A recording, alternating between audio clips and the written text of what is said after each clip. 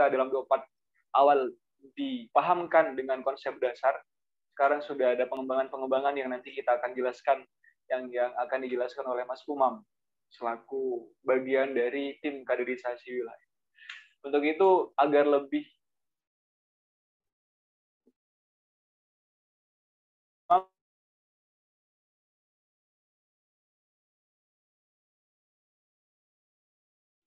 dulu Mas, mohon maaf.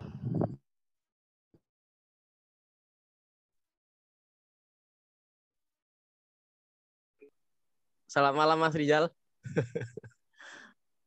Mas Muhsin yang kami sayangi. Ya, Mas, Meskipun bertemu satu kali tapi rasanya kita nggak asing gitu ya. Sudah nyambung silaturahimnya. Mudah-mudahan silaturahim kita tidak hanya cukup sampai di sini, tapi bisa berkelanjutan. Beberapa kali saya bertemu dengan teman-teman wilayah Bondowoso dan Situbondo daerah Tapal Kuda itu hanya beberapa kali menginjakkan kaki ke sana. Tapi mudah-mudahan dimensi ruhiyah kita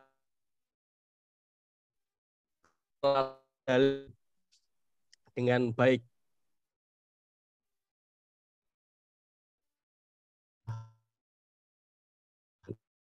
Pada keseluruhan. Oke. Kesehatan kaderisasi, maka seharusnya saya tidak cocok untuk bicara tentang ini karena kondisi saya masih belum sehat ini. Jadi bicara tentang kesehatan tapi kondisi tidak sehat ini kan hal yang nggak etis sebenarnya. Cuman saya akan mencoba semaksimal mungkin untuk membahas tentang kesehatan kaderisasi dalam artian tidak hanya sehat secara jasadnya, tapi sehat secara secara feel-nya, secara intinya, secara kalau istilahnya itu sehat dohir batin. Karena organisasi tentunya sehat dan tidaknya dinilai bukan dari besarnya organisasi itu, tapi dinilai dari kader-kader atau orang-orang yang ada di dalamnya. Nah, sebelum ke situ, ayo kita hadiah Fatihah dulu kepada para pendiri Nahdlatul Ulama beserta seluruh banom-banomnya, para ulama-ulama kita, guru-guru kita. Mudah-mudahan kita hari ini bisa mendapatkan warisan berupa organisasi yang sangat kita ugemi, sangat kita cintai, sangat kita pegang teguh, dan mudah-mudahan kita bisa mendapatkan berkahnya. Amin.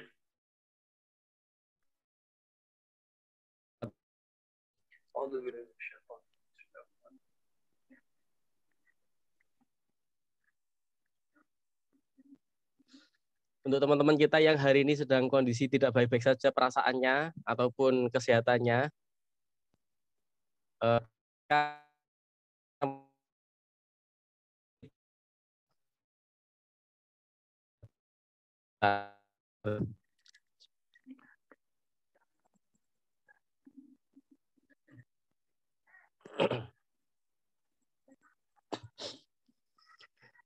Oke, sebelum kita membahas lebih dalam apa yang harus saya sampaikan, nanti jikalau saya batuk-batuk dan seterusnya nanti mohon dimaklumi nggih. Kalau mengganggu konsentrasi panjenengan atau mengganggu telinga panjenengan, saya minta tolong dimaklumi karena memang kondisinya masih kurang begitu sehat. Siap, Mas. Oke. Saya pernah mengutip dari buku Pedoman Kaderisasi, itu ada kata-kata seperti ini.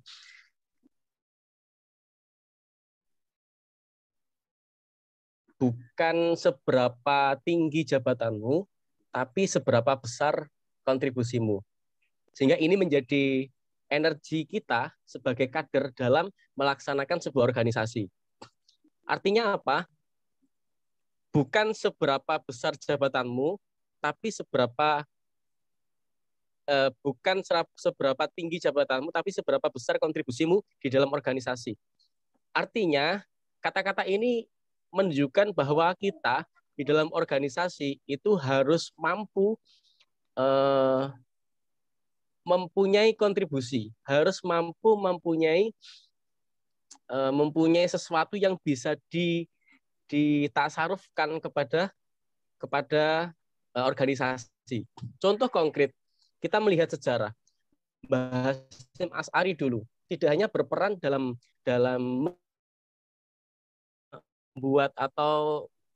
membuat organisasi ini saja. Beliau mentasarufkan sebagian hartanya, ilmunya, pengetahuan, waktu, dan seterusnya.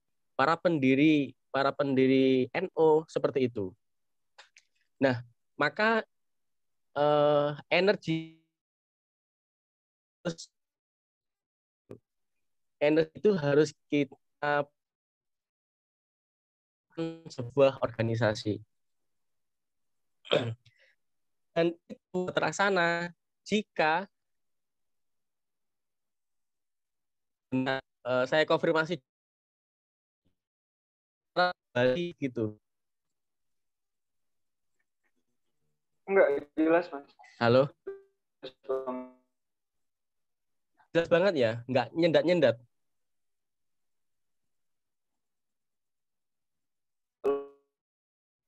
Suaranya jelas.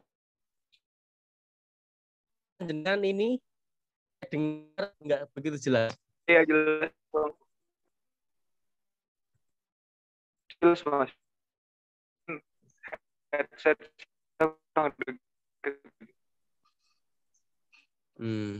Oke, kalau nanti nggak jelas, tolong ditegur, diingatkan. Kalau tadi pas pembukaan biar jelas nggak sia-sia. Suara saya.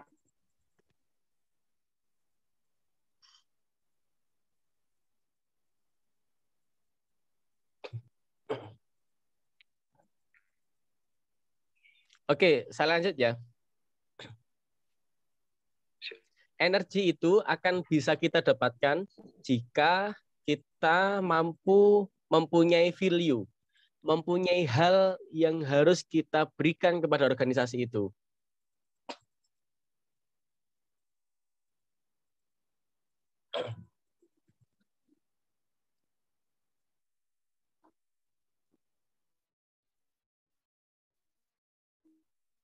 Handset saya pergi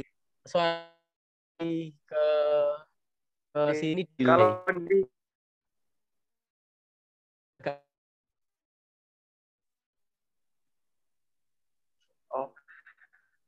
kalau di kami nggak ada masalah, Mas. Di saya pribadi pun nggak masalah. Di teman-teman yang ada di Gini jelas suara saya? Jelas, Mas. Jelas. Ini soalnya gini kendalanya, saya ngomong ya, kembali ke handset saya itu delay. Jelas, cuman tak lepas. Agak lebih kecil dari yang tadi.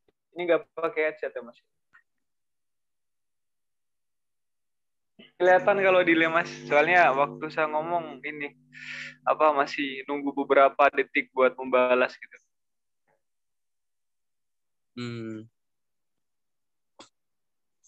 Oke, kayaknya mungkin jaringan sampean. Oh iya.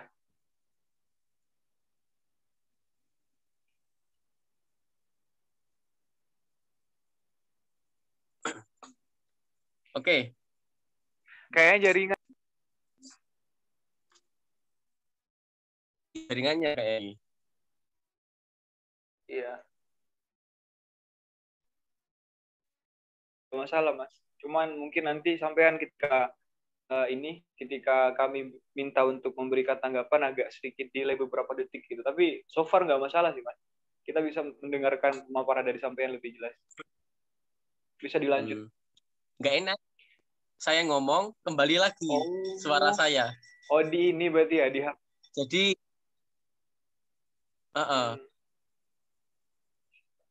Iya sih. Kayak saya gitu. Nunggu selesai dulu, ceret. Baru nanti ngomong. Kayaknya sudah tidak lagi loh. Oke, wis selesai.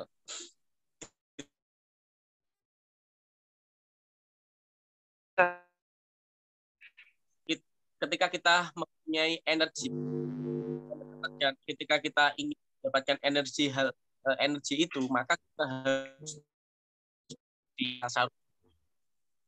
Misalkan yang waktu ketika kita mentasawufkan waktu itu, ketika kita mentasawufkan harta itu, seperti yang sudah dilakukan oleh para senior kita, para ulama-ulama kita, guru-guru kita, yaitu pendiri Nahdlatul Ulama, pendiri semuanya, para pejuang di organisasi ini itu mempunyai energi yang sama, yaitu sama-sama memberikan kontribusi, bukan mencari jabatan.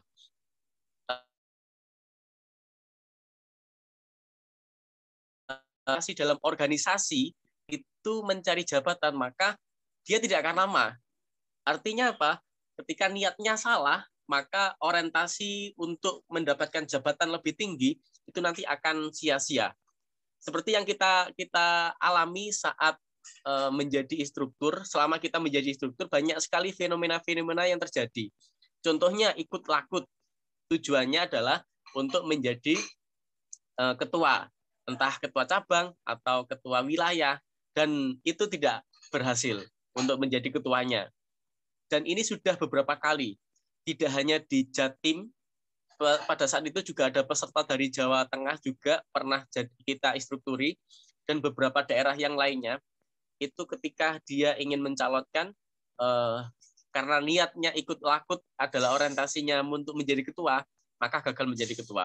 Tapi kalau ikut lakut orientasinya adalah untuk memperbaiki diri, untuk menambah kualitas diri, dan seterusnya, maka itu nanti alam akan membantu, akan mensupport kader itu untuk bisa menjadi orang yang berkontribusi. Nah, kita sampai sini dulu. Intinya apa? Yang ingin saya sampaikan bahwa ketika kita melihat tarikh atau melihat sejarah para pendiri, bahwa mereka mampu berkontribusi di dalam organisasi untuk membangun SDM. Ketika semua kader disibukkan dengan hal itu, maka tidak ada lagi kader-kader yang nganggur. Artinya apa? Nganggur itu kan gini, misalkan di organisasi sukanya membuat ricuh.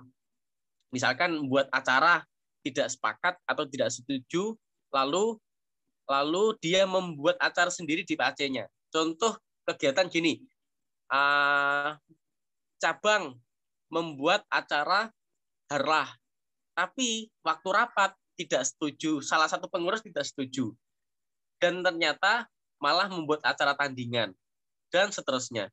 Membuat kesro, membuat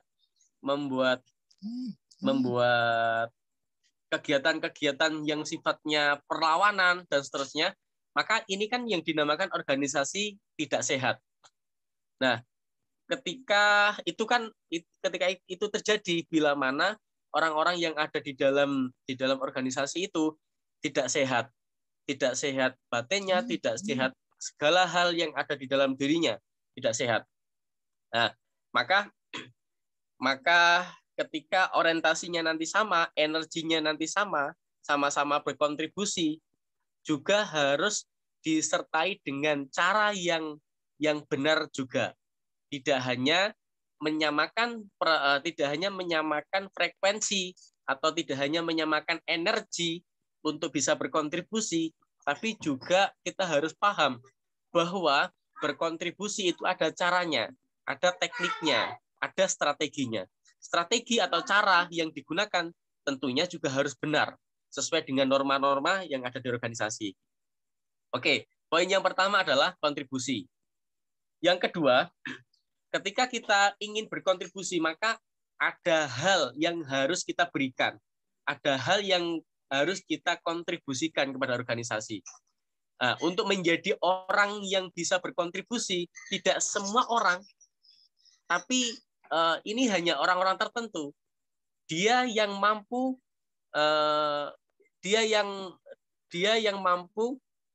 menjadikan dia yang mampu mengetahui dirinya, atau dia yang mampu memahami potensi dirinya ini untuk diberikan atau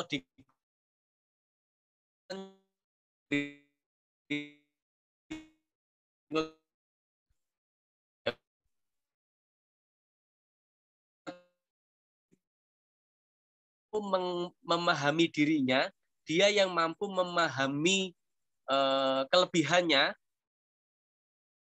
memahami di dalam dirinya, ini diberikan atau dikontribusikan kepada organisasi. Orang-orang seperti ini kan tidak semua, hanya orang-orang tertentu toh. Hanya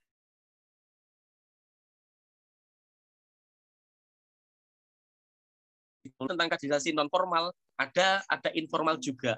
Oke, mungkin untuk pemahaman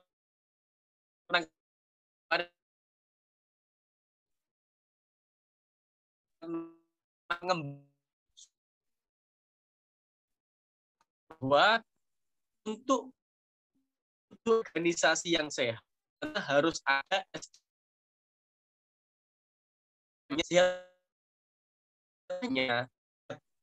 pikirnya butuhkan kaderisasi formal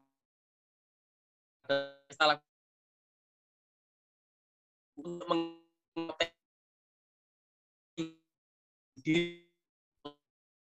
tadi. Nah, contoh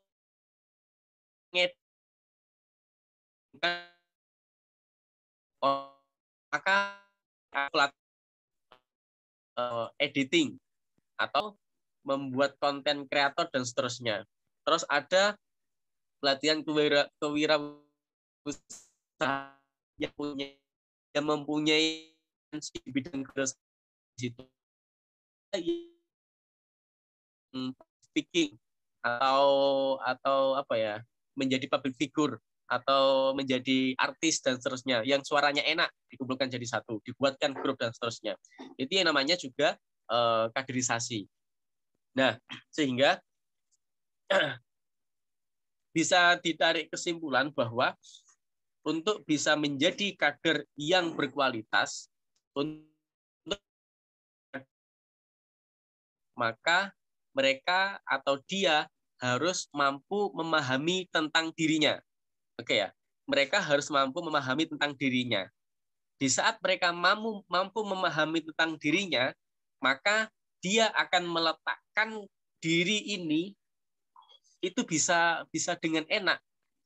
Makanya Kanjeng Nabi itu kan bukan pintar, tapi cerdas. Nah, dia yang mampu menempatkan dirinya, maka dia dikatakan kader yang cerdas. Nah, maka untuk bisa mencapai pada titik itu, ada yang namanya ada di dalam Al-Qur'an disebutkan man arafa nafsahu faqad arafa rabbahu. Dia yang tahu Allah, dia yang tahu man arafa nafsahu, siapa yang tahu dirinya maka dia juga akan tahu Allah, dan begitu sebaliknya. Sehingga di ayat itu kalau bisa saya artikan atau saya maksudkan,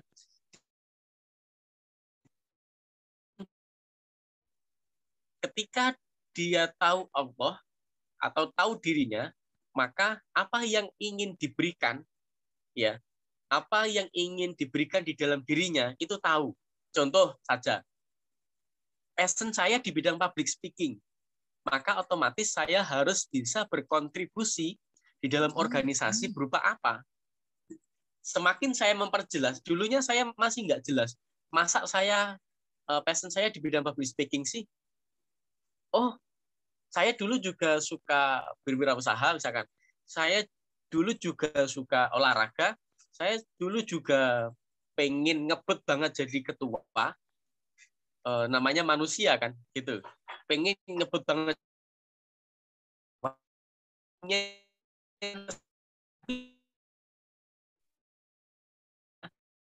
Di saya ada di public speaking. Maka saya perjelas, di organisasi ini yang sekiranya bisa saya berikan kontribusi di mana? Ternyata ada, yaitu di kaderisasi. Dan setelah itu saya mendalami tentang kaderisasi. Jret, masuk di pimpinan anak cabang, kaderisasi cabang, kaderisasi anak cabang. Terus masuk lagi di cabang. Nah, ketika saya mengetahui diri saya, oh ternyata saya ini potensinya adalah di bidang public speaking. Maka saya harus mampu memberikan kontribusi diri saya kepada organisasi.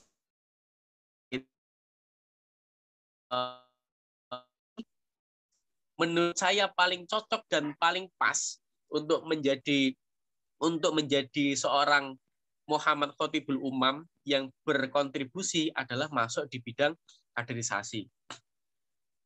Saya juga mempunyai potensi atau mempunyai peluang untuk menjadi ketua cabang, untuk menjadi ketua PAC dan seterusnya. Tapi itu tidak saya pilih, tidak saya ambil. Karena apa? Saya menganggap bahwa itu tidak passion saya. Akhirnya saya menentukan passion, oke, saya ahli di bidang, bukan ahli, passion saya di bidang public speaking, maka saya harus memperserius passion saya sehingga bisa berkontribusi lebih luas lagi, lebih besar lagi. Nah, ketika kader itu orientasinya bukan menilai orang, tapi orientasinya menilai diri sendiri. Hidup di organisasi itu kan akan enak. Dia tidak akan disibukkan dengan hal-hal yang tidak penting.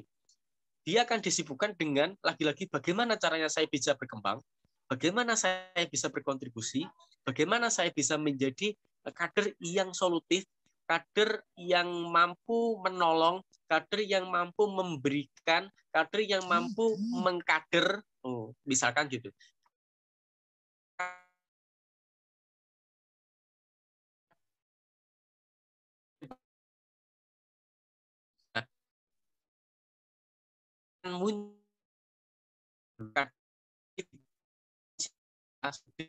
Klik di mana kalau kita mampu mengembangkan potensi kita. Guys, dari sini ngeh ya? Atau ada yang masih belum begitu jelas? Atau saya terlalu cepat? Enggak, udah sangat jelas, Mas. Kalau misalkan nanti ada pertanyaan dari teman-teman, nanti kita buka sesi pertanyaan. Oke. Ngeh ya bahwa poin yang pertama tadi adalah bagaimana kita bisa berkontribusi. Oke. Sehingga ketika kita sudah tahu bagaimana, di antaranya adalah bagaimana kita harus bisa mengetahui diri. Tadi man arafa nafsahu faqad arafa rabbahu. Nah, tidak hanya cukup itu. Saya ingin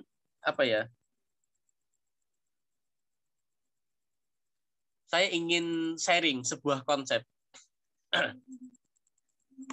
Di dalam diri kita atau konsep dalam kehidupan kita itu ada yang namanya lingkaran pengaruh, ya. Ada yang namanya lingkaran pengaruh. Contoh lingkaran pengaruh itu seperti ini. Ketika kita naik motor dan ketika ada orang di depan, kita mampu menghentikan itu. Jret, kita jadi pengemudinya. Kita mampu menghentikan motor, jret. Atau ketika kita naik motor, ada jeglongan, kita minggir belok kanan. Waktunya belok kanan, bisa belok kanan, belok kiri, belok kiri.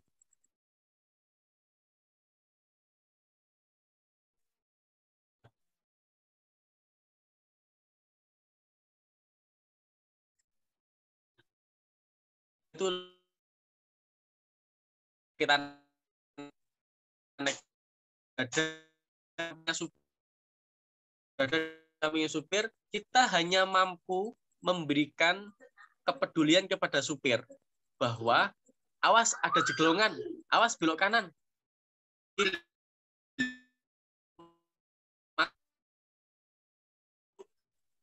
Mempengaruhi dia.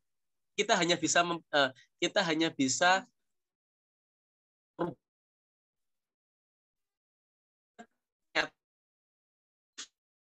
arah ke kiri.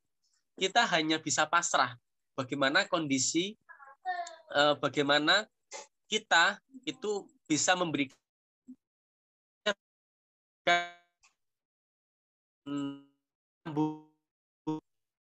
lampu merah, ada orang lewat di depan. Oke, itu yang namanya lingkaran peduli. Terus yang selanjutnya yaitu lingkaran perhatian, ya, lingkaran perhatian. Lingkaran perhatian ini, misalkan contoh, ketika ada isu-isu tentang kemarin, maka kita tidak akan bisa mempengaruhi undang-undang yang sudah ditentukan. Kita hanya bisa mempelajari, oh ternyata undang-undang itu berefek seperti ini toh. Kita akan bisa mempengaruhi jikalau. Oke, belum. Saya ulangi ya. Lingkaran perhatian. Lingkaran perhatian contohnya adalah ketika kita mempunyai lingkaran perhatian adalah gini. Contoh, ada isu tentang undang-undang Omnibus Law. Kita hanya bisa memahami, kita bisa belajar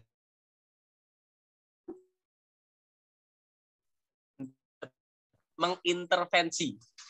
Kita hanya bisa, oh ternyata efek dari undang-undang adalah gini. Kita hanya mampu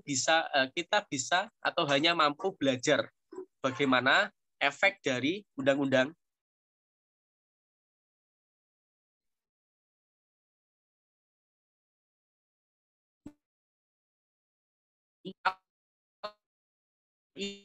akan bisa menjadikan diri kita fokus dalam action. Oke ya, ketika kita paham ketiga lingkaran ini, maka kita akan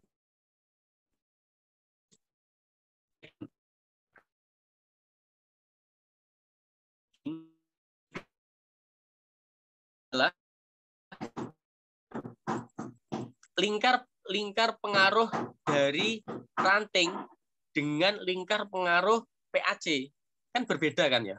Lingkar pengaruh ranting, lingkar pengaruh PAC, lingkar pengaruh cabang, lingkar pengaruh PUB,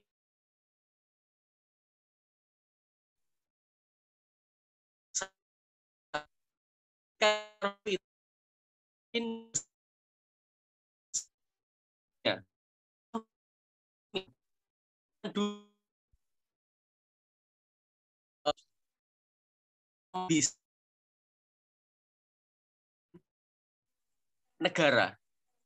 Oke ya. Sampai lihat di kisahnya pada muktamar pertama atau kedua, itu mengintervensi presiden. Nah, sedangkan hari ini, misalkan contoh, sekarang Kongres, mengintervensi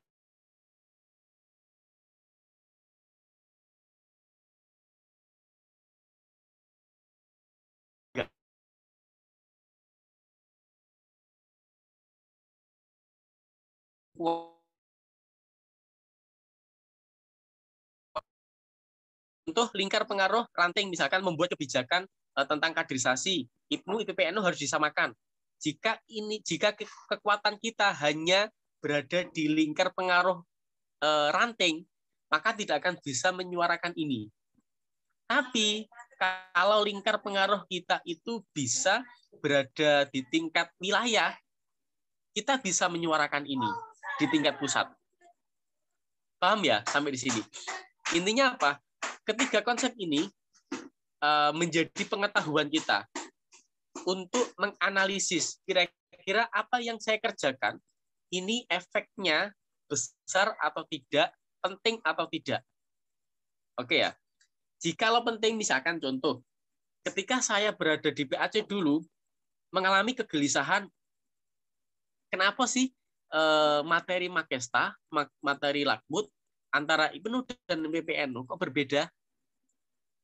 Hanya sekedar wacana, hanya sekedar menjadi lingkaran lingkaran perhatian saja,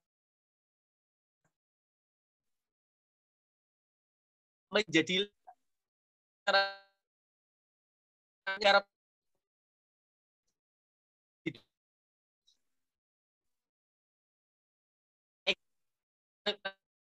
wilayah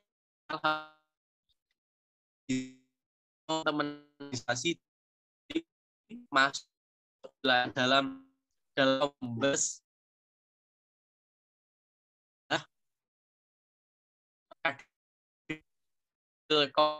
yang saya intervensi. Ini apa?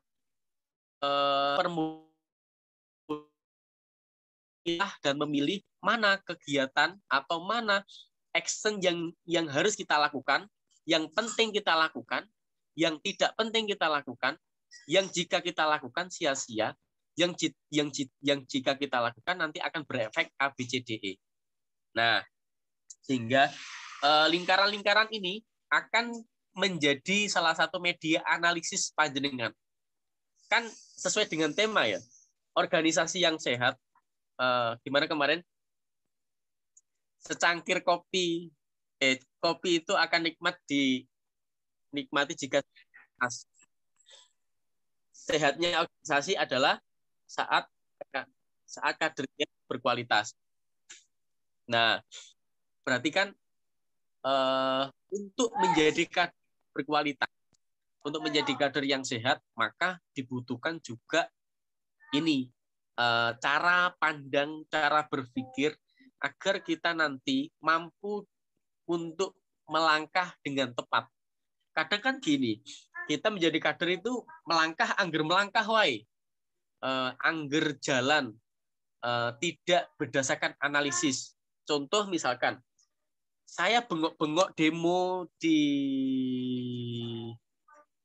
PB PP mengajak pengurus PP misalkan yang bidang kaderisasi untuk membuat kebijakan yang sama antara IMNO dan PPNO biar teman-teman yang ada di ranting, yang ada di PAC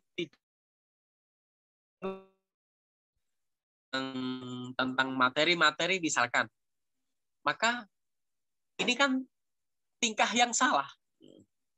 Contoh misalkan saya debat dengan rekan Nita gara-gara tidak sepaham dengan materi yang ingin dibuat waktu untuk melaksanakan Makesta.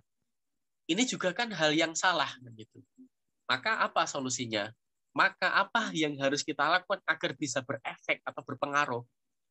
Nah, hal-hal ini menjadi penting ketiga konsep ini untuk menjadi bahan kita atau untuk menjadi landasan berpikir kita bahwa kita sebagai pelajar harus mampu melangkah dengan tepat dan benar. Oke, mungkin itu nanti bisa mengembang dengan pertanyaan biar diskusi ini tidak belah, biar tidak sama hubungan yang tidak sehat. Yang perhatian hanya kita, yang tanya kabar hanya kita, yang chat hanya kita. Ini malah ini.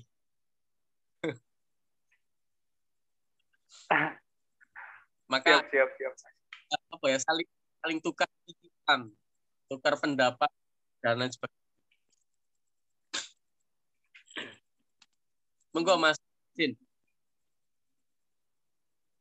Ya, terima kasih Mas Umam.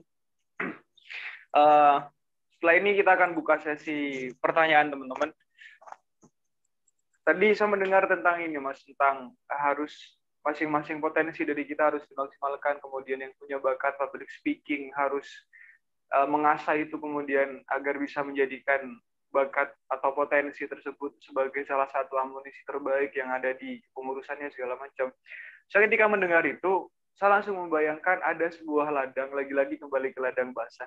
Yang di ladang itu banyak pohon yang tumbuh gitu loh Mas. Dan ketika kita masuk ke sana, kita langsung bisa, kebutuhan kita bisa langsung terpenuhi semuanya. Ada pohon kelapa, kemudian ada pohon mangga, dan sayur apapun yang ketika kita masuk kita bisa langsung terpenuhi seluruh kebutuhan yang kita butuhkan. Itu kayak asik gitu loh kalau misalkan IPNU dan IPPNU kita jadikan sebagai ladang tersebut yang ketika ada kader baru yang masuk, bisa tidak usah keluar lagi gitu.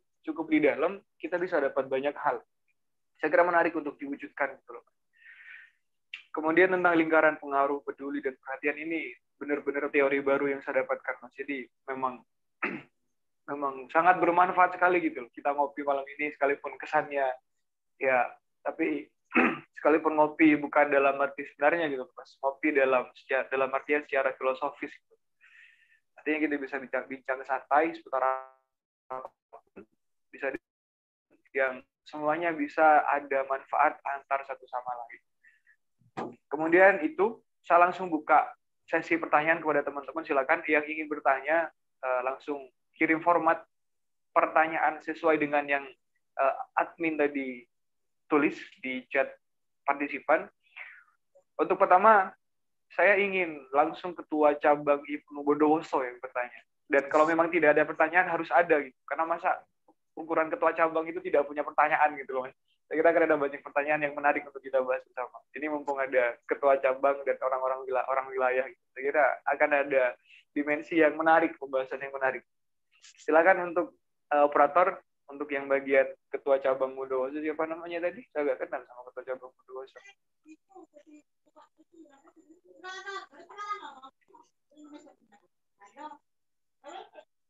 Saya kalau sama Ketua Cabang Bondowoso ini asik. Iya. Enggak pertanyaan, yo kebangetan.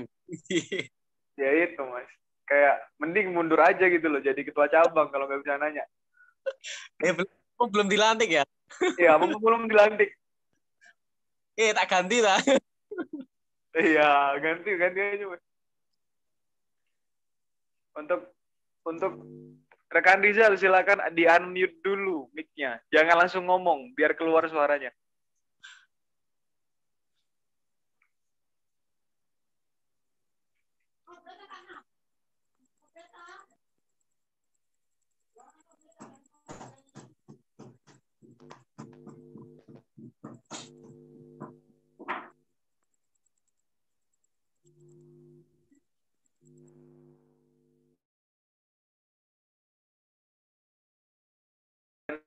Rizal, silakan di-unmute.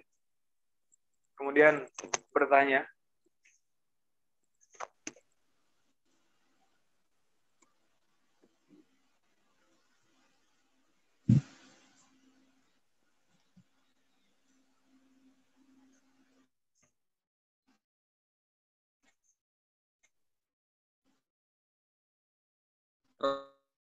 Oh.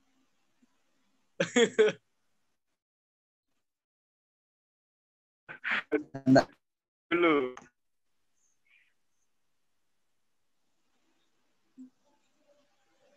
Sudah saya tulis pertanyaannya, guruku.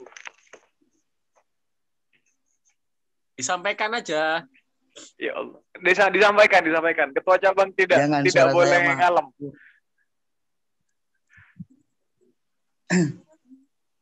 Ketua cabang kok manja.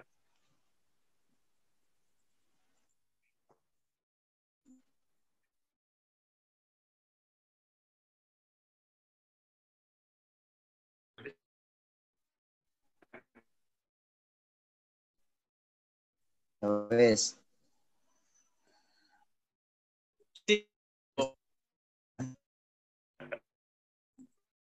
Belum.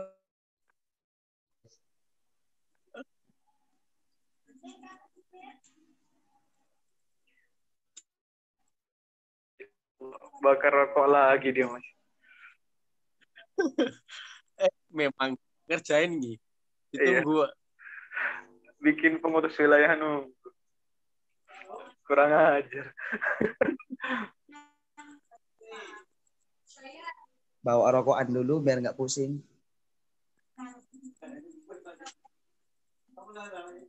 Silakan. Pertinyi ini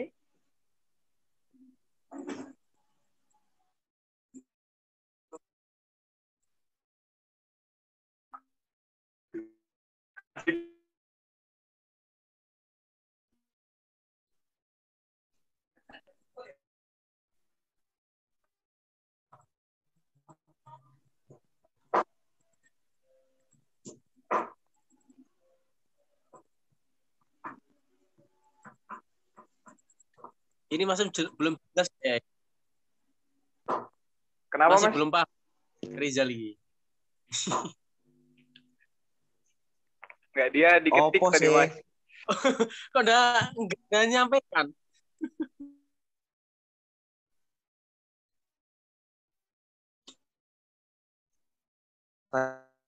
Cuma Satu. Satu aja ya banyak.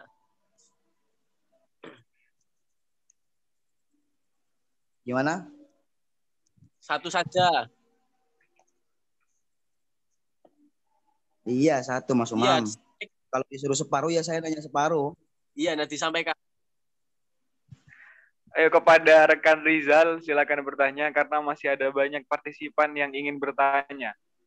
Jadi cepat diselesaikan.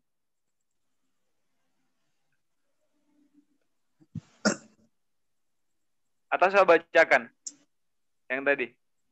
Ya, bacakan saja lah. Nanti saya sambungkan. Tapi masa ketua cabang itu loh. Nanya Saya pakai malu loh di chat. depan wilayah.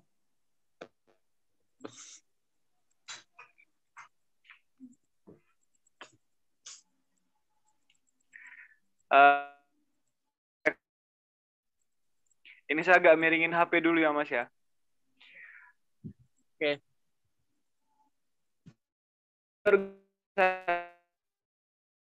Jack.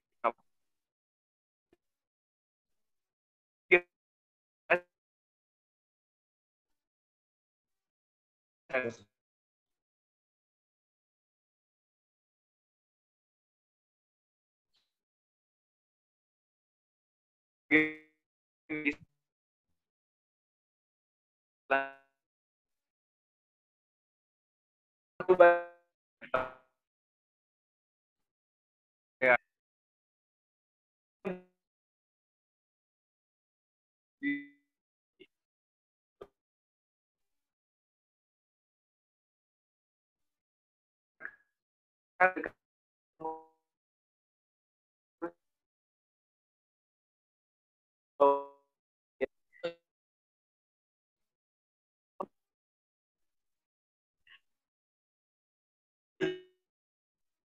Masuk cuman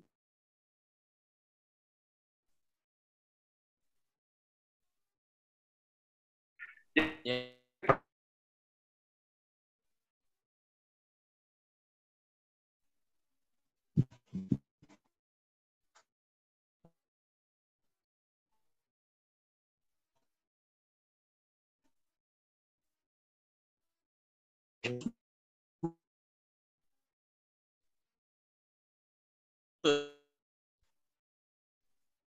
Putus.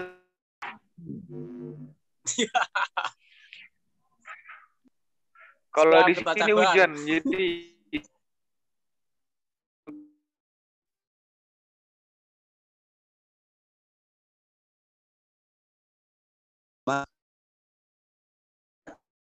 Kurang.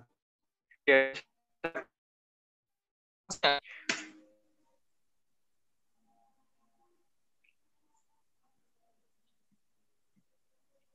Silakan rekan Rizal bertanya. Oke, terima kasih. Jadi dalam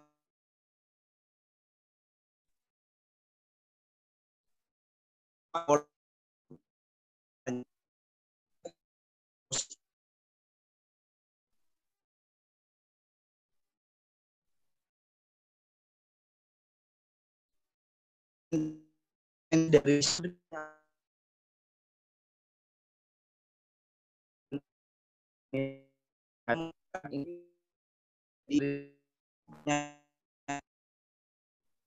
RNU, kader yang itu dimasukkan dalam persoalan di atas dan itu sudah bisa dikatakan merajalela, apakah kondisi kaderisasi yang katanya sehat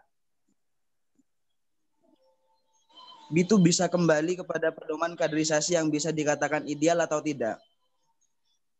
Karena di situ ini sudah masuk dalam kategori intervensi daripada stakeholder. Mohon penjelasannya,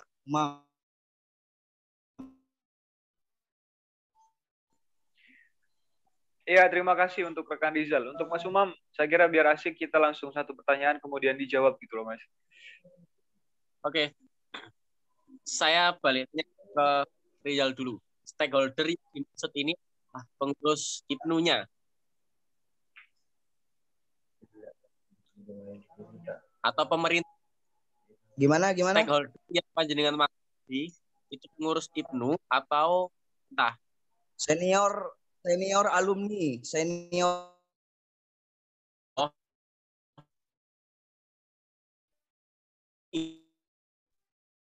oh ini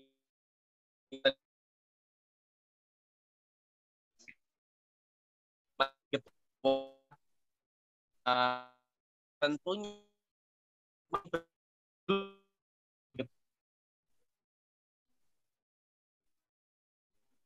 efeknya berpengaruh di, di, di secara, maka perlu yang namanya alat analisis atau alat analisa.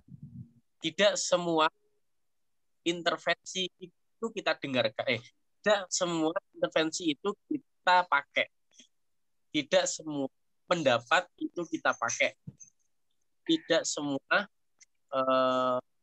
arahan itu kita pakai. Semuanya kita dukung dalam rangka menilai. Oh, ternyata seperti ini toh. Oh, ternyata seperti ini toh. Namun, kita paham bahwa di organisasi ada yang namanya PDPR. Ini dalam rangka menjadi real kita atau menjadi jalan kita dalam menentukan sebuah kebijakan.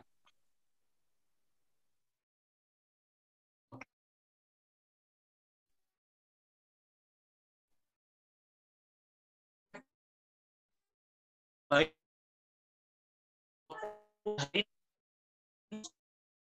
tentang kaderisasi, pengurus-pengurus atau alumni yang mampu menjelaskan tentang keseluruhan dari pedoman kaderisasi. Saya yakin hanya beberapa orang yang mampu, tidak semua. Terus berapa persen yang tahu dan paham tentang kondisi pengkaderan hari ini, tentang tujuan atau orientasi dari buku pedoman kaderisasi yang sehat, yang ideal. Dia juga akan tahu. Nah, sehingga hari ini yang kita mempunyai lingkaran pengaruh itu mengetahui hal-hal itu. Contoh, ketika kita ingin menyehatkan kader-kader yang ada di situ Bondo atau Bondowoso misalkan, maka kita harus paham buku pedoman kaderisasi. Bagaimana cara mendesain, bagaimana caranya membuat memuncul kader yang prematur dan seterusnya. Kadang ada alumni yang mengintervensi, wes Makesta nggak usah lama-lama, cukup 2 hari saja, misalkan cukup 1 hari saja. Dalam buku pedoman kaderisasi nggak ideal, kan itu. Tapi ada intervensi, wes ben dia mengeluarkan banyak alumni katanya gitu, dia tidak mengeluarkan biaya banyak-banyak, cukup 1 hari saja, itu sama saja sudah ideal dan seterusnya. Nah, sehingga kita tetap hormat ya kepada senior dengan cara apa? Mendengarkan semua ide-ide, gagasan, masukan, semua hal yang telah diberikan kepada senior kepada kita dengarkan. Tapi kita harus mampu menganalisis kebutuhan kita apa dan apa yang harus kita lakukan. Itu. Tentunya ketika kita sudah menentukan sebuah kebijakan itu, kebijakan ini harus ada landasannya. Contoh membuat program kerja saja. Kebanyakan kita di PAC, di ranting, di cabang, kan ketika membuat program kebijakan, membuat program kerja, itu hanya ditentukan selama 1 jam atau 2 jam. Misalkan contoh gini, setelah pelantikan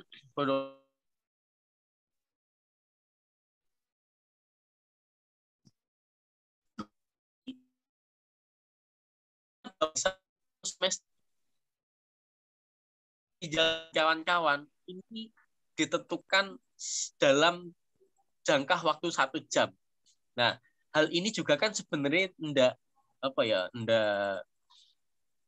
kalau menurut saya masih kurang begitu tepat. Karena apa? Butuh yang namanya analisis. Kira-kira program kerja ini cocok atau tidak, sesuai dengan kebutuhan atau tidak kepada kader-kader di wilayah saya hari ini, misalkan contoh. Kan itu juga butuh analisis. Nah, menganalisis itu butuh waktu panjang. Contoh kita membuat penelitian saja, menggarap skripsi saja.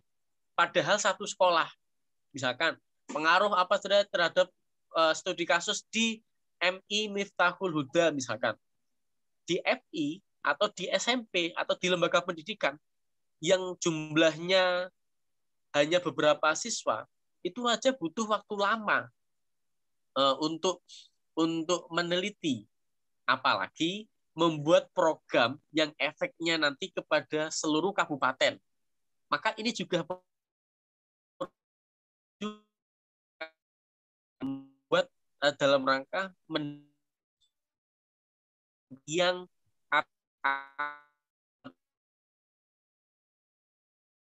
sesuai dan relevan di.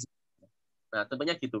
Intinya apa? Ketika kita sudah mendapatkan bahwa saya punya lingkaran pengaruh yang besar di tingkat cabang.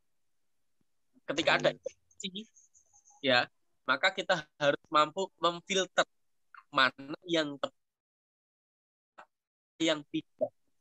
Karena enggak semua kader, baik alumni ataupun yang jadi bos, itu paham tentang POPA, paham tentang pedoman kaderisasi, paham tentang rambu-rambu organisasi dan seterusnya.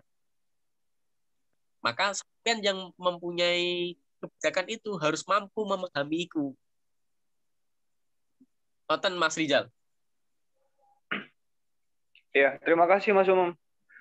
Okay. Untuk Rizal, saya kira cukup ya. Dicukupkan. Iya. Saya kira untuk yang masalah tentang yang tadi yang ditanyakan oleh rekan Rizal, Mas Umam, saya kira sudah dialami oleh seluruh lapisan kepengurusan yang ada, baik dari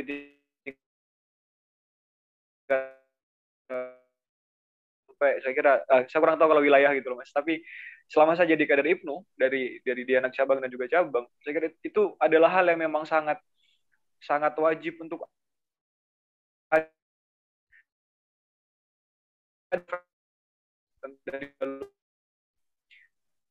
mereka memang lebih senior dari kita gitu. Mereka memang lebih dulu ada di IPNU daripada kita dan di PPNU. Tapi lagi-lagi kita tetap yang pegang kendali gitu. Kebijakan tetap ada di tangan kita. Jadi sekalipun sebanyak apapun intervensi, saya kira tetap akan kembali pada keputusan bersama. Yang keputusan itu kita yang memimpin sebagai ketua.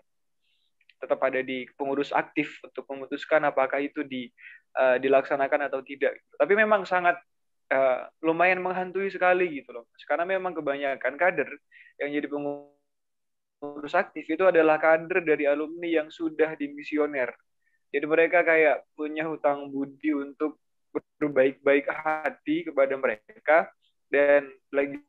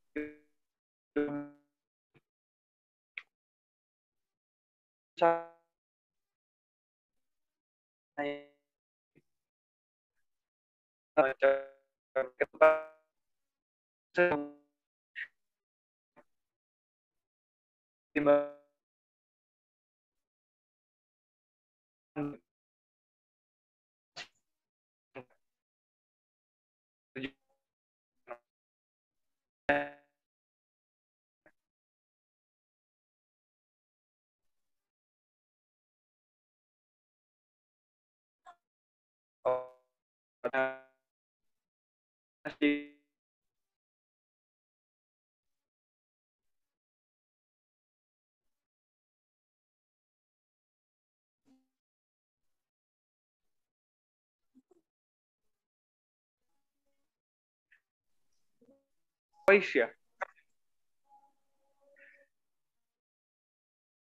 Kak.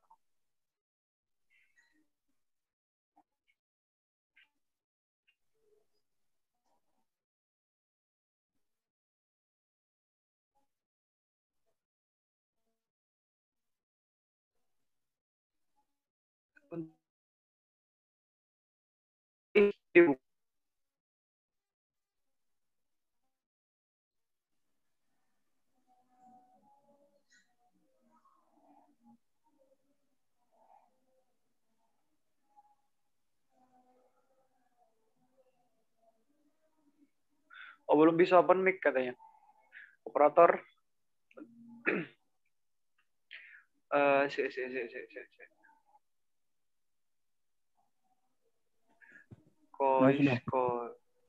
Sudah. Ah ya, sudah. Assalamualaikum warahmatullahi wabarakatuh. Waalaikumsalam warahmatullahi wabarakatuh. Mohon maaf saya kurang menangkap tadi dari pertama karena di sini hujan jadi kurang jelas, atau mungkin dari sana di sini juga di sini yang akan saya tanyakan ada 3 poin, nggak apa-apa? Ya, dijadikan 1, nggak apa-apa. Oh, nggak apa-apa. Bismillahirrahmanirrahim. Pertama, mungkin saya agak kurang jelas tadi yang mengenai kontribusi dan SDM. Pertanyaan saya, apakah menuju organisasi sehat itu hanya dicukupkan di kontribusi SDM saja atau seperti apa? Terus mengenai dampak dari 3 lingkaran itu tadi, yang saya tanyakan, ketika di satu lingkaran itu tadi tidak terpenuhi atau tidak tercukupi, apa dampak bagi sisa lingkaran itu? Apa dampaknya? Terus lagi mengenai kesalahan yang sering terjadi, entah dari segi pemahaman mengenai sehatnya organisasi, kesalahan apa yang sering terjadi dan sekaligus dengan solusinya juga. Mungkin saya kurang tadi atau mungkin kurang jelaskan, mohon maaf. Saja yang saya pertanyakan, kurang lebihnya. Wassalamualaikum warahmatullahi wabarakatuh. Waalaikumsalam warahmatullahi wabarakatuh. Jadi ada tiga pertanyaan. Waalaikumsalam warahmatullahi wabarakatuh. Yang pertama dari kontribusi, butuh penjelasan lebih dalam, Mas Umam. Bukan lebih dalam, lebih ke difahamkan kembali karena memang ada kendala di sinyal katanya, Mas. Karena di daerah Situbondo ini sering hujan, jadi sinyal itu agak terganggu. Kemudian yang nomor 2, dari 3 lingkaran yang disampaikan tadi, kira-kira apakah ketika ada salah satu lingkaran yang tidak terpenuhi, itu akan mempengaruhi lingkaran yang lain? Lingkaran tadi yang berupa lingkaran pengaruh, peduli, dan lingkaran perhatian. Kemudian yang terakhir tentang bukti lapangan gitu loh, Mas, yang terjadi di lapangan tentang contoh kader yang tidak sehat dan juga bagaimana penanganannya gitu loh.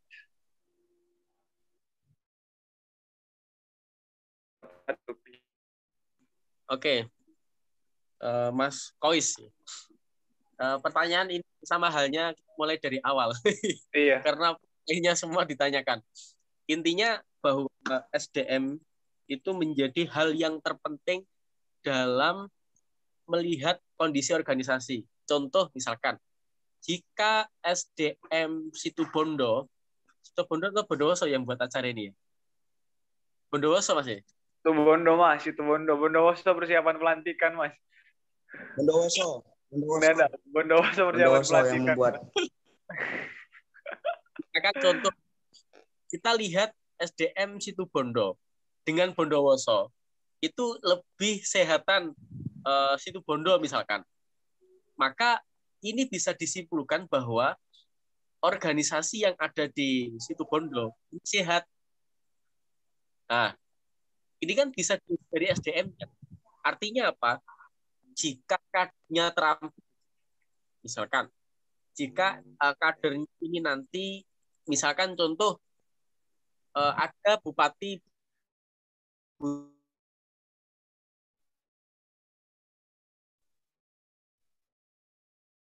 di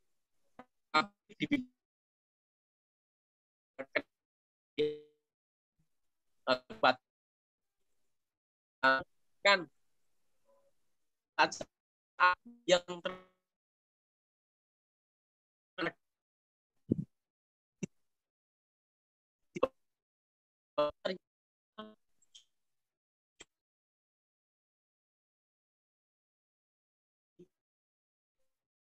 ini kan berarti menandakan bahwa SDM organisasi itu akan. Nah, ini nilai kontribusinya. Jika kita tidak punya apa-apa, kita tidak punya potensi apa yang ingin kita kontribusikan kepada organisasi. Jika kita nggak punya value, apa yang ingin kita berikan kepada organisasi, wong kita nggak punya apa-apa, kan gitu. Contoh Mbak Hasyim Asy'ari dulu itu punya pekarangan kuda. Kalau hari ini itu bisa jadi beliau punya showroom mobil, ya. Dan ternyata beliau sebelum membuat Nahdlatul Ulama itu ada namanya Nahdlatul Tujar, perkumpulan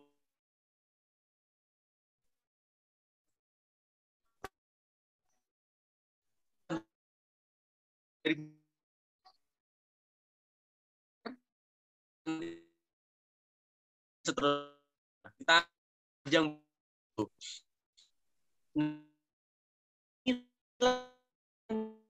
pemberian semua. Contoh Nahdlatul Tujar ini kan tentang bagaimana kita bisa berkontribusi di bidang ekonomi. Nahdlatul Fikr, bagaimana kita bisa berkontribusi di bidang pendidikan dan seterusnya. Ada hal yang telah diberikan, ada hal yang telah dikontribusikan kepada masyarakat, ada hal yang telah diberikan kepada kader-kader IPNU. Kalau tidak punya SDM, apa yang ingin diberikan? Oh, tidak punya apa-apa. Kan gitu. Nah, sehingga ini nanti nyambung dengan apa namanya, lingkaran tadi. Nah, lingkaran itu adalah prinsip atau cara berpikir, cara pandang, cara berpikir bahwa kita paham kalau kita ini mempunyai lingkaran pengaruh, kita mempunyai lingkaran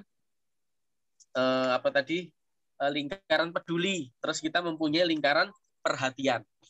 Kita itu sama-sama dikasih waktu oleh Allah 12 jam. Tapi bisa nggak kita menggunakan waktu 12 jam itu semuanya efektif? Tidak toh. Hanya orang-orang yang tertentu saja mampu memaksimalkan waktu 12 jam sehingga bisa menjadikan dirinya berkualitas. Kan gitu. Suaranya putus ya? Yang nggak jelas sampai mana, Bi? Nah, kalau itu sinyal kayaknya sih, Mas. Kalau di saya jelas suaranya, Mas. Oh, gitu. Iya. Kalau di saya juga lebih jelas. Kita sama-sama dengan waktu oleh Allah 12 jam. Kita sama-sama diberi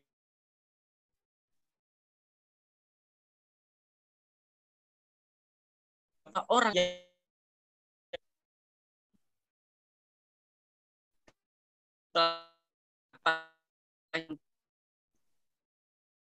satu. Nah, sukses komunitasnya mampu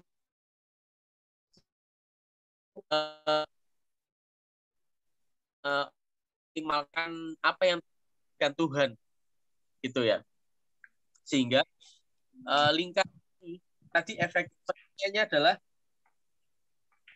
efeknya tidak terpenuhi. Ini hanya sebagai cara pandang.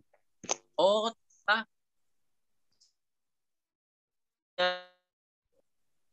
seperti ini toh. Jika saya gunakan, maka akan efek pada diri saya. Contoh gini, saya hitam, maka kita kan nggak begini. Contoh gini ya, Mas Rizal itu orangnya sering hujat orang, misalkan ya, sering hujat orang. Iya, benar. Benar, Mas, benar. Ya. Kita kan fokusnya ke bukan ke diri kita. Kan gitu ya. Opo jadi ketua, baru jadi ketua saja sudah gini terusnya. Ya, benar. Saya Benar, nggak, Mas. pendapat nggak pernah diterima, lalu disangkal, misalkan. Jelekan tidak, karena padahal itu adalah lingkaran ya, lingkaran dulu yang salah, karena jadinya hujat. Padahal ketika kita menggunakan lingkaran pengaruh, oh ya Allah, mudah-mudahan saya tidak seperti dia. Jika nanti saya lalai, tolong ingatkan. Nah, ini bentuk salah satu lingkaran apa namanya? Lingkaran pengaruh. Akan bisa berpengaruh jika kita lakukan. Akan bisa berefek jika kita lakukan. Daripada saya menghujat Mas Rizal menggunakan lingkaran peduli saya, mending saya menggunakan lingkaran pengaruh saya. Dengan cara apa? Berdoa. Dengan cara apa? Diri sendiri. Oh, jangan sampai saya seperti itu. Ya Allah, tolong tunjukkan jalan yang benar. Ya Allah, tolong ingatkan saya nanti jika saya salah seperti Mas Rizal. Contoh gitu. Ini kan penggunaan lingkaran pengaruh dan lingkaran pengaruh, lingkaran peduli dan lingkaran perhatian, kan gitu ya. Nah, contoh sudah saya sampaikan tadi, nggak perlu saya sampaikan lagi. Nah, lalu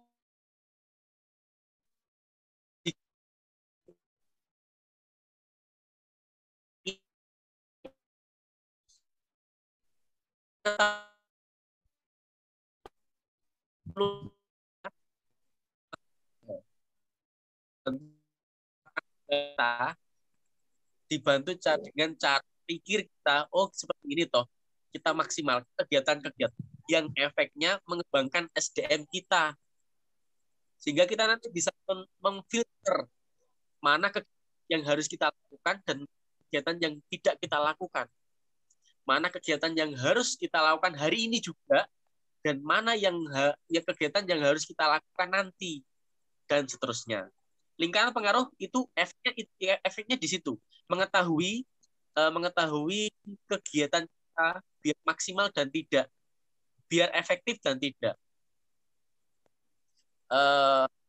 Jadi kan ini percuma hidup kalau hidup ini umur kita nggak pernah efektif, selalu cemburu, selalu namanya dengan dia yang mendapatkan nikmat, yang telah diberikan nikmat kepada Tuhan. Aku nggak seneng karena Mas Rizal gara-gara jadi ketua PA, ketua cabang, popularitasku sekarang nurun, ya, kalah dengan Mas Rizal. Nah, nikmat Rizal kita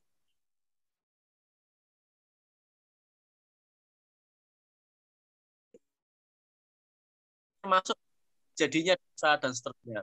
Ini kegiatan yang sifatnya nggak penting. Oke, di situ ya efeknya lingkaran, efeknya ketiga lingkaran tadi. Terus yang terakhir tadi tentang apa?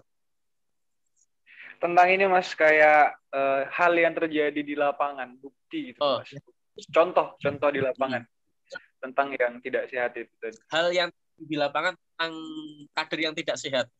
Artinya, ya, dan gini loh.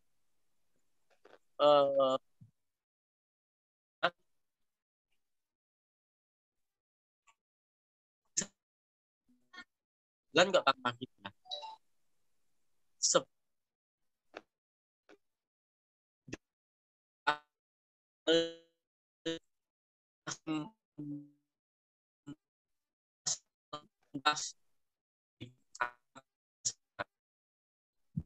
Yaitu pemahaman kita bahwa kita lemah tanpa kekuatan Allah, kan gitu. Makanya ada dimensi spiritual di mana kita juga harus belajar berjuang. Kita masuk nilai-nilai perjuangan organisasi, oke. Tapi ingat, tidak semua apa yang kamu lakukan akan bisa berjalan sempurna tanpa pertolongan dari Tuhan. Nah, maka ini mengasah nilai spiritual kita.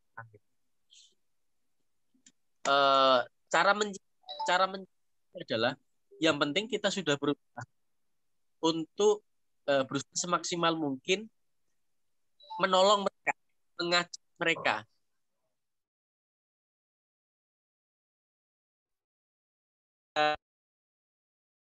Kegiatan-kegiatan yang sifatnya negatif. Contoh misalkan, ayo ikut saya dengan rekan-rekan Ibnu agar tidak dolanan ngegame, dan seterusnya. Nah, intinya apa? Yang penting kita mengajak. Yang penting kita menyampaikan. Yang penting kita sudah action secara totalitas, secara serius. Ini urusan hasil, itu urusannya Allah. Karena Allah memberikan hidayah. Tugas kita adalah menolong mereka, berdakwah, menyampaikan. Seperti itu. Caranya cara menyampaikan diikutkan pengkaderan. Misalkan contoh ini, ada kader yang tidak sehat. Dia sebelum kenal kita atau saat kita kenal dia, kegiatannya adalah minuman. Misalkan contoh, maka nggak mungkin kita ajak makan dengan pertanyaan, misalkan kita ajak ngopi santai kayak gini, kita diskusi, kita buka wawasan mereka, pemahaman mereka tentang Islam, tentang keorganisasian, tentang keilmuan dan seterusnya. Ini akan menjadi nilai tambah, kan gitu. Terus misalkan tidak sehat, sudah ikut Makesta, sudah ikut lagi, tapi dia saja dalam organisasi itu menjadi benalu. Oke ya, maka kita juga harus mampu lihat kondisi itu. Oh, ada permasalahan apa? Bidang sosialnya, dan teman-teman sebaiknya, dengan sesama pengurusnya, ini ada masalah apa, dan seterusnya. Maka kita harus menganalisis itu. Jika masih belum disehatkan, dengan cara apa? Memahami pikirannya, memahamkan pola pikirnya, meluruskan pola pikirnya, meluruskan cara pandangnya, sehingga frekuensi kita bisa sama dengan, kalau frekuensi kita sudah sama dengan dia, nanti jalan bareng-bareng itu akan enak. Kebanyakan kenapa organisasi kok hanya dijalankan oleh 3 orang saja? Contoh, Mas Rijal, itu jadi ketua cabang, mempunyai konsep yang luar biasa bagus. Tapi konsep ini hanya diketahui ketua bendara, wakil ketua sekretaris, 4 orang saja. Kalau konsep hanya diketahui 4 orang saja, yang jalan ya 4 orang saja. Saya yakin dalam pelaksanaan, dalam acara apapun, yang jalan ya 4 orang. Kenapa? Yang paham tentang konsep yang bagus itu hanya 4 orang. Ya, jangan salah, mereka nggak mau ikut karena mereka nggak paham. Aku mau ngapain kalau ikut? Saya nggak paham, kan gitu. Sehingga pemahaman atau penyeragaman atau penyatuan frekuensi itu menjadi hal yang penting sesama kami. Makanya ada rutinan dalam rangka apa? Menyatukan frekuensi, menyatukan perasaan, menyatukan energi, kan gitu. Nah, Kate, kita nggak pernah ketemu, nggak pernah berdiskusi, nggak pernah menyatukan frekuensi. Bagaimana kita mau klik? Bagaimana kita mau ketemu?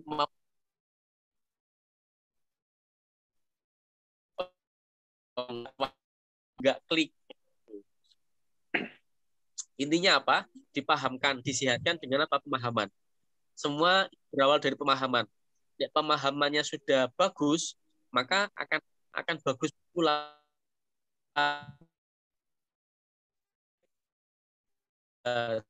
akan jelek pula seterusnya. Ya, Untuk pertanyaan yang kedua, sedikit tanggapan Mas Umam dari saya pribadi. Jadi untuk yang poin kedua, pertanyaan kedua tentang 3 lingkaran itu, apakah ketika salah satunya tidak terpenuhi, kemudian apakah yang lain itu juga akan berpengaruh? Yang perlu difahami saya kira tentang bahwa 3 itu adalah lagi-lagi kita yang ini ya Mas ya. Lagi-lagi koreksi kalau memang ini saya salah. Jadi itu adalah tentang sudut pandang yang bisa kita lakukan secara bergantian ya Mas ya.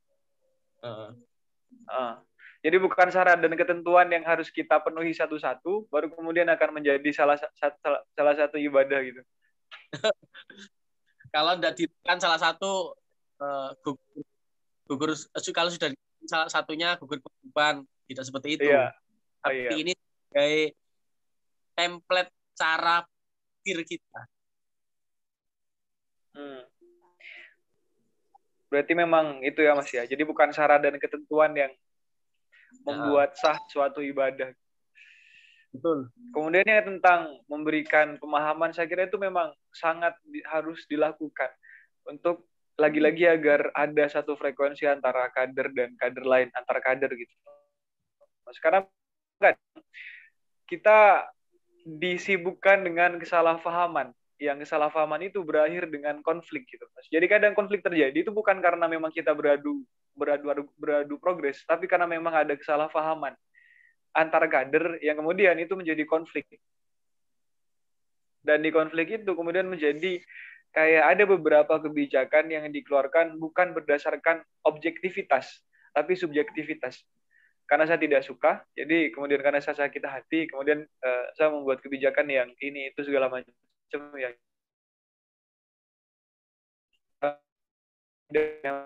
organisasi. Merasa sekali, bahkan sebelum di IPNU pun, di organisasi sebelumnya, saya juga merasakan hal yang sama. Memang komunikasi sangat penting untuk dilakukan, agar tidak terjadi kesalahpahaman baru yang berujung pada konflik yang akan menyibukkan kita dalam organisasi. Saya kira itu. Untuk yang pertanyaan ketiga, silakan. Mas Umam, satu pertanyaan lagi ya Mas ya? Iya. Ya. Silakan untuk penanya ketiga yang tadi, operator mohon dibimbing. Untuk Mbak Lidiawati.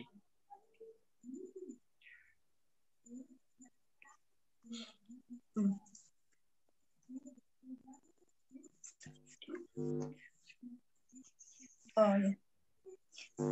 Sebelumnya perkenalkan, nama saya Lidiawati dari LKPP PPNU Kabupaten Bandung. Kabupaten mana? Kabupaten Bandung ya? Bandung apa Badung? Bandung. Badung, Bali. Bandung, Jawa Barat. Oh, Jawa Barat ya. Soalnya ada Bandung tadi. Iya, Jawa Barat. Oh iya. Sebelumnya izin tanya Kak Umam. Ya. Gini, misalnya saya itu ditempatkan di bagian kaderisasi. Nah, saya itu udah punya nih konsep-konsepnya itu gini. Tapi saya dihadapkan oleh pemimpin yang otoriter. Jadi, misal ketua saya itu otoriter, kalau enggak itu. Jadi, organisasi itu kalau enggak dia yang pokoknya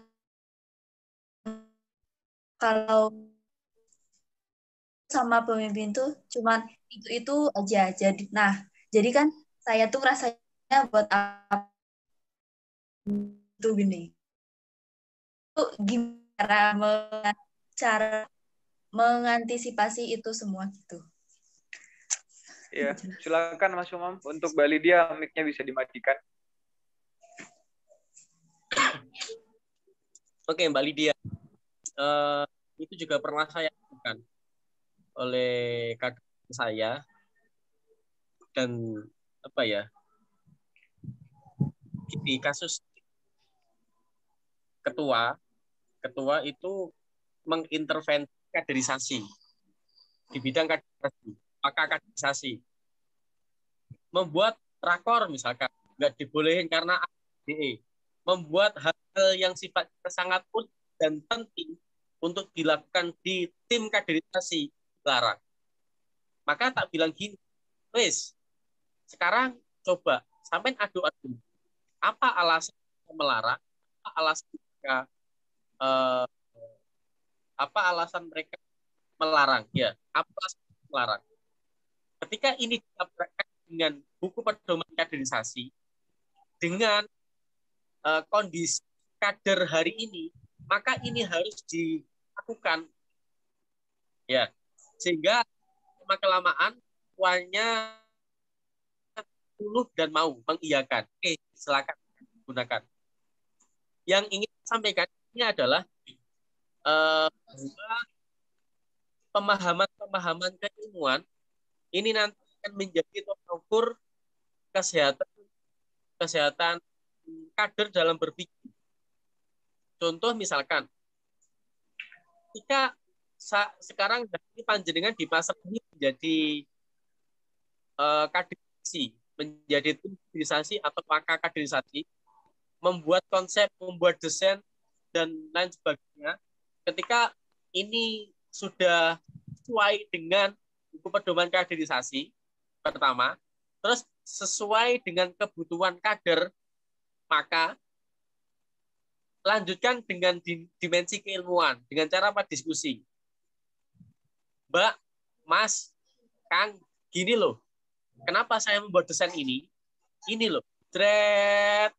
Setelah itu, dengan membuka pola pikir dia, kembali lagi tadi, menyatukan frekuensi. Ketika awal saja sudah tidak sama frekuensinya, maka yang terjadi nanti itu ya tidak akan berjalan dengan sehat seperti hari ini yang panjenengan rasakan. Kenapa ketua itu otoriter? Itu bisa jadi karena sikapnya, tapi sikap juga ini bisa diperbaiki dengan pemahaman bersama. Oke, pemahamannya bersama antara wakil kaderisasi dengan ketua cabang misalkan. Ketua cabang melarang kaderisasi, mengawal kaderisasi, sedangkan PAC butuh makesta, butuh lakmut, butuh pengawalan. Kita harus mengawal. Pemahaman bersama ini harus dirakit bareng. Ya, pemahaman bersama ini harus dirakit bareng. Contohnya, gini, Mas Ketua atau Mbak Ketua, lihat kondisi kader hari ini. Ketika lulus makesta, lulus lakmut, mereka masih apa istilahnya itu prematur. Ketika dijak selesai.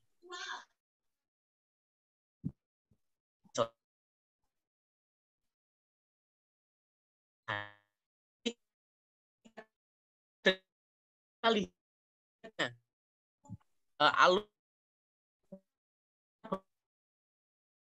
masih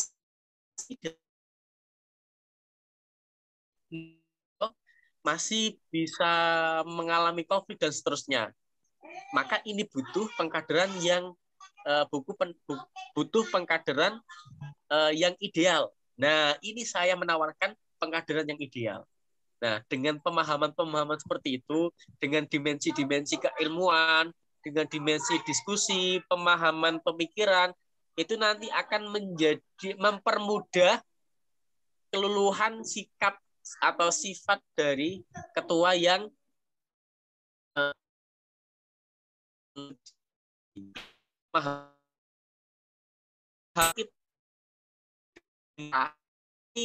menunjukkan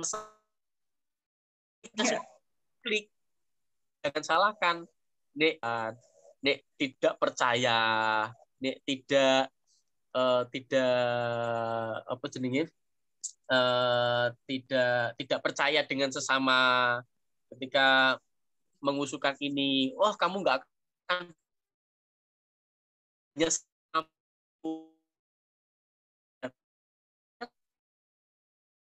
efek dari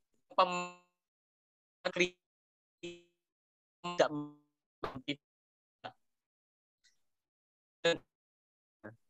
Boten. Terima kasih. Merakit pemerintah. Iya. Iya, terima kasih Mas Umam.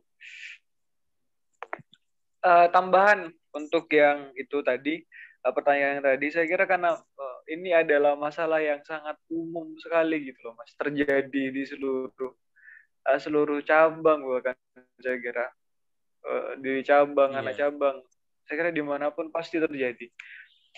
Dan saya kira juga pasti teman-teman punya permasalahan yang sama gitu, tidak hanya Mbak Lydia.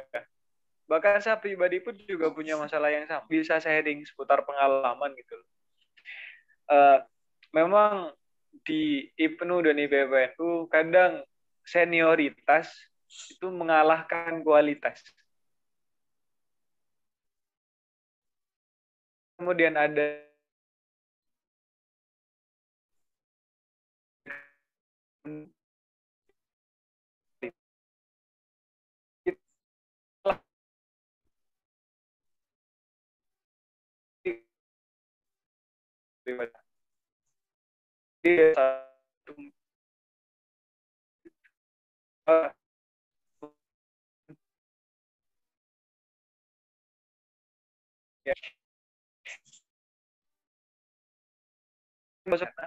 struktur wilayah yang ada itu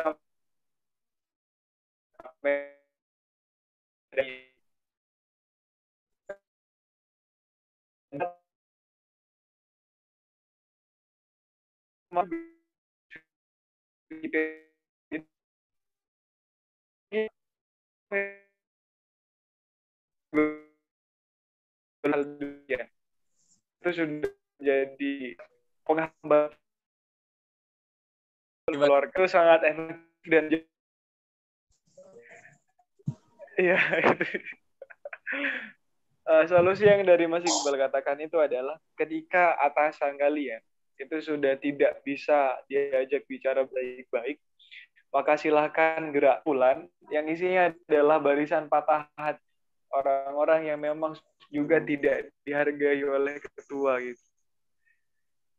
Dan kemudian buat gerakan di dalam IPNU, lewat di dalam IPNU dan IPPNU, lewat perkumpulan itu.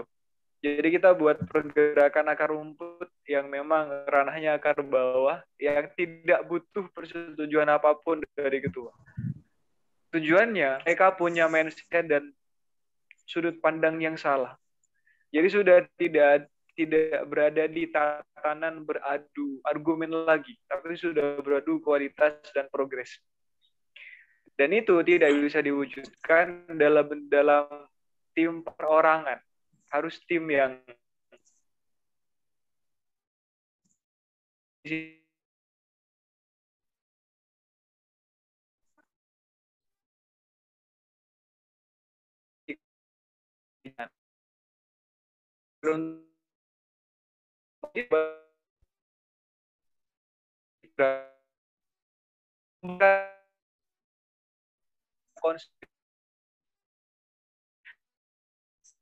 sangat bermanfaat. Mam, ini mau dicukupkan di sesi ini, apa kita lanjut di seperti Mas Iqbal kemarin? Jadi ada sesi kedua yang isinya itu full dengan pertanyaan.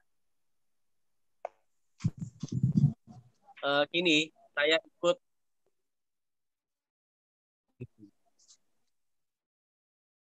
hari ini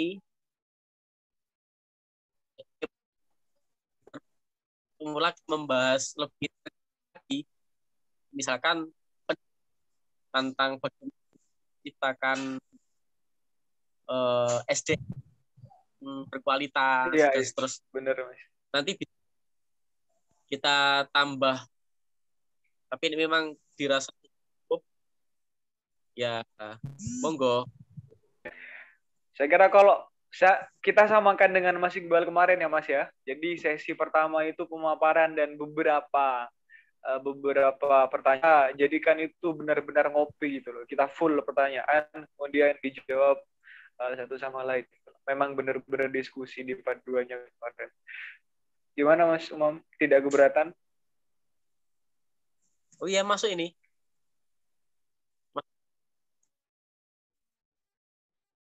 Di banyak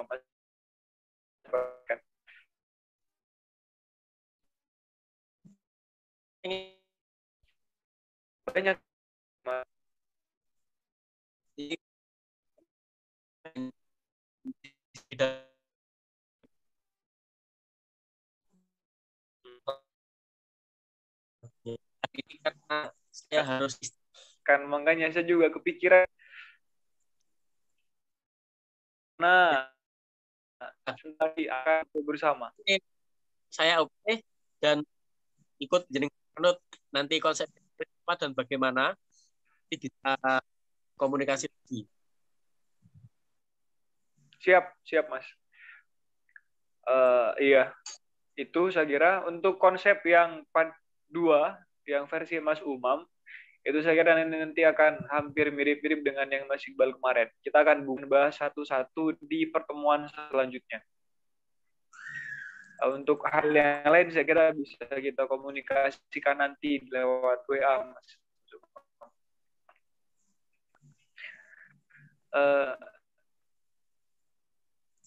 Iya. Kalau dirasa sudah, saya kira pamit. Itu, dari terima kasih.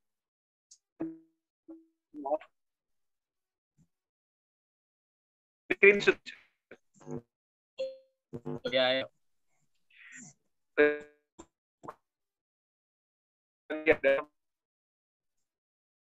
Ini dimasukkan. Kita tidak satu tempat sekarang, Mas. Kenapa putus-putus? Dimasukkan itu.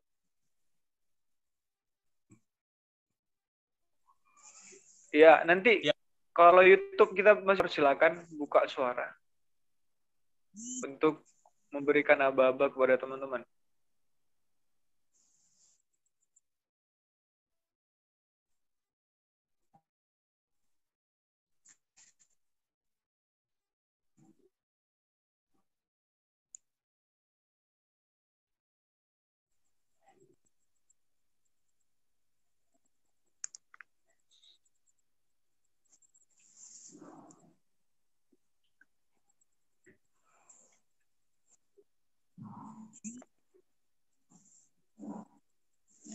Ya mohon yang lain mohon bersabar, mungkin lagi delay. Kita nggak lagi satu tempat, Mas, jadi komunikasi agak susah gitu. Hujan terus ada yang sakit. Gitu. Ini juga operatornya bertugas sambil sakit-sakitan.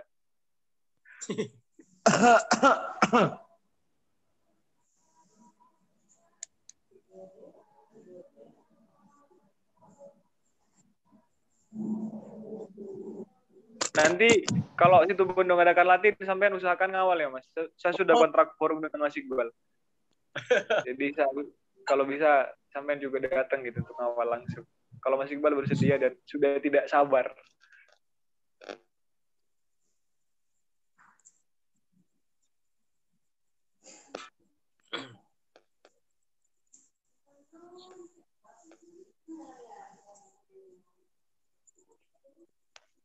Rencana segera mau latih lah. Mau ini, Mas, mau menyelesaikan periode dulu. Kita kan ada di akhir periode sekarang.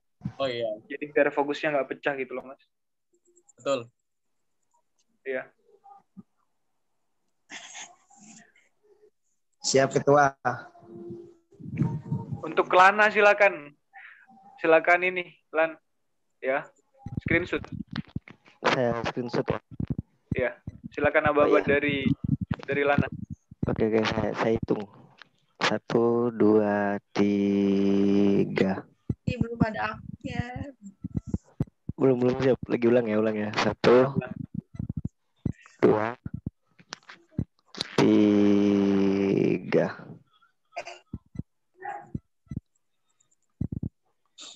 Oke, sudah. Sudah Mas Umam. Terima kasih banyak. Nanti kita bertemu di part kedua. Seruannya, semoga kita bisa seruan lagi. Iya, siap. Sehat-sehat. Mas Umam, makasih. Makasih Mas Umam. Terima kasih banyak Mas Umam. Ya, sama-sama. Saya pamit ya. Ditunggu. Iya. Iya Mas Umam. Iya Mas Umam. Untuk yang lain terima kasih sudah berpartisipasi dalam Zoom kali ini. Dari kami selaku moderator, mohon maaf apabila ada salah-salah kata dan tingkah. Untuk rekan Rizal juga mohon maaf. Dan semuanya, bukan hanya rekan Rizal. Dari kami, Assalamualaikum warahmatullahi wabarakatuh. Teman-teman bisa bubar dan keluar dari. Ya, sudah bisa lockout teman-teman. Sampai dengan saya jangan, Pak. Iya dah. Yuk berdua. Yang lain bisa keluar, nggak apa-apa. Belum PJ baluran nih, Kak. Ini berapa menit? Ada nih. Kenten ada nih. Waktunya berapa menit Zoom meeting ini? Unlimited. Gue yakin Bondowoso tak garanti. Bahkan bedelaan lagi. Gue yakin Bondowoso kan tadi di media. Cuman gue tuh acer kasih tuh Bondo deh.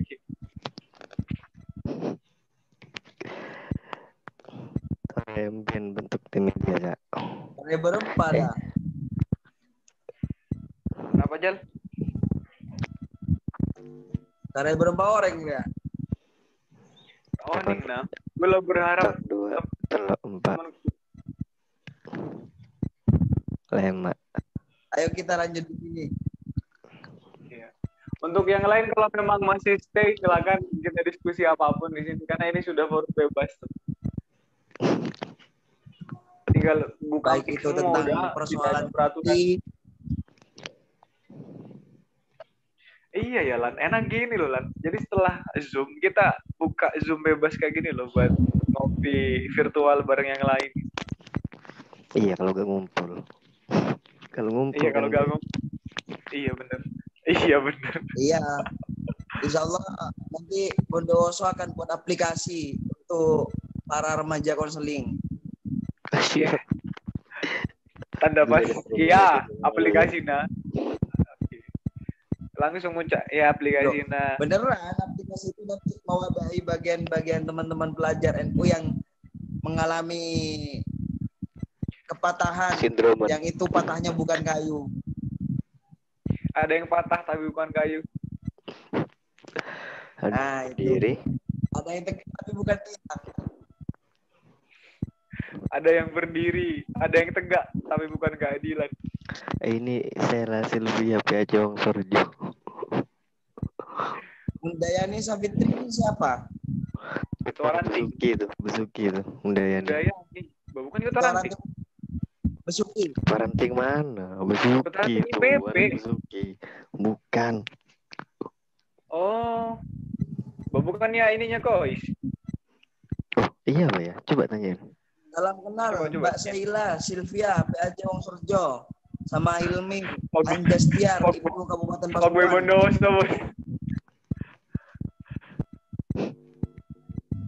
Pak Boy Bondowoso lewat.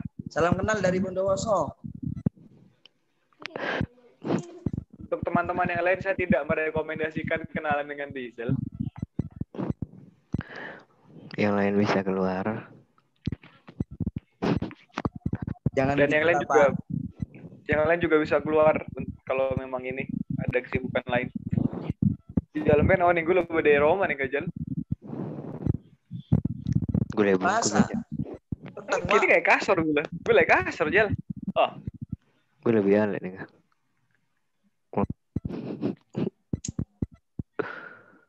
Gue lah ngeliat atas kasar.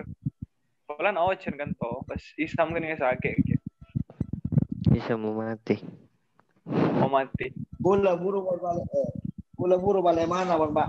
Balik nama enggak coba ada Zoom meeting, tapi enggak kantor boleh nih ya. Kipir kan tadi pakai headset. Nggih karo nyari wifi gue. Gue udah nyangka Bang. Kantor nih gak gue. Lana mik kata TK kan gitu. Nyabun atau ke rumah stop.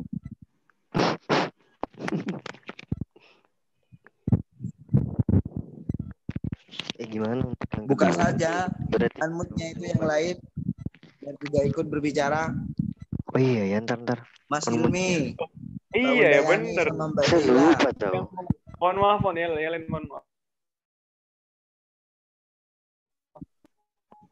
Kayak saya jadi mic. Yang mau buka mic silakan. Mbak Sela ini siapa sih? Wong Sorjo. Kayaknya pernah tahu deh. Jangan deket-deket lah, nak. Oh.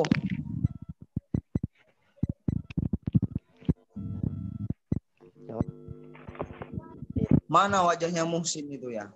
Ken, gue lah.